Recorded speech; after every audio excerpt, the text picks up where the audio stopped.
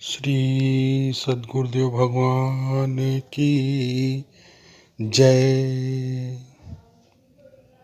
जन मन मंजू कंज मधुकर से, जीह जसोमति हरिहलधर से। गोस्वामी जी ने नाम वंदना प्रसंग में जो विचारों की अंतरंगता और उनके औदार्य का समन्वय साहित्यिक मनोहरता के साथ प्रकट किया है, वो अन्यत्र साहित्य में दुर्लभ मालूम पड़ता है। गोस्वामी जी कहते हैं कि जन मन मंजू कंज मधुकर से। एक बड़ा ही रोचक प्रसंग है बंधुओं कि अत्यंत महत्वपूर्ण आध्यात्मिक प्रसंगों में क्यों भंवरे और कमल का ही वर्णन किया जाता है। एक कमल के पुष्प का ही वर्णन निरंतरता के साथ आध्यात्मिक साहित्य में देखने को मिलता है। वस्तुतः कमल सृष्टि से पूर्व का फूल है। ब्रह्मा जी की उत्पत्ति पद्म पर होती है, यानी भगवान से कमल प्रकट होता है और कमल पर ब्रह्मा जी। तो सृष्टि के पूर्व का फूल होने के नाते यह सृष्टि के समस्त दोषों से निर्मुक्त है। और वैसे भी व्यवहारिक धरातल पर यदि देखें तो कमल को पंकज और नीरज कहते हैं, परंतु कमल जल की दुर्गंध से मुक्त होकर सुगंधि को प्रदान करने वाला है और द्रव्यता को स्निग्धता में परिवर्तित कर देता है। असंगता भी है उसमें और कृतज्ञता भी है। इस प्रकार कमल देखने में ही सुंदर नहीं है, परंतु इसमें कई आध्यात्मिक निहितार्थ हैं। जो मनुष्य का हृदय होता है यह भी कमल के समान है। प्रारंभ में यह लटका हुआ होता है, मुरझाया हुआ, परंतु जैसे ही गुरुदेव की कृपा से इसकी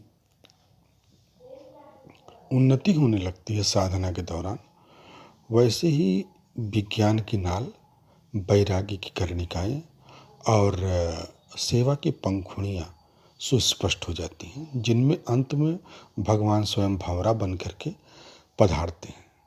तो जन मन मंजू कंज मधुकर से, जी है जसोमति हरिहलधर से। और गोस्वामी जी पहले ही कह चुके हैं कि सबसे बड़ी साधना और सबसे सरल साधना और सबसे सर्वोत्तम साधना नाम जप है, क्योंकि नाम निरूपण नाम जतनते सोई प्रगटत जिमि मोल रतनते। तो इस प्रकार गोस्वामी जी कहते हैं कि नाम जप से जिह्वा कर्म इंद्रिय है और नाम लेना एक क्रिया है। और जब जब भक्त नाम लेता है तब तब नाम के उच्चारण के रूप में शब्द के भीतर शब्द की शक्ति विद्यमान होती है, यानी नाम के भीतर स्वयं नामी विद्यमान होते हैं। तो जसोदा जी जिस प्रकार अपने घर में भगवान श्री कन्हैया को प्रकट देखती हैं, ठीक उसी प्रकार जी ही नाम जापक की जशोदा है, और जिस पर बार बार कन्हैया और हलधर यानी बलराम जी प्रकट होकर के आनंद से वात्सल्य से साधक के अंतःकरण को भर देते हैं।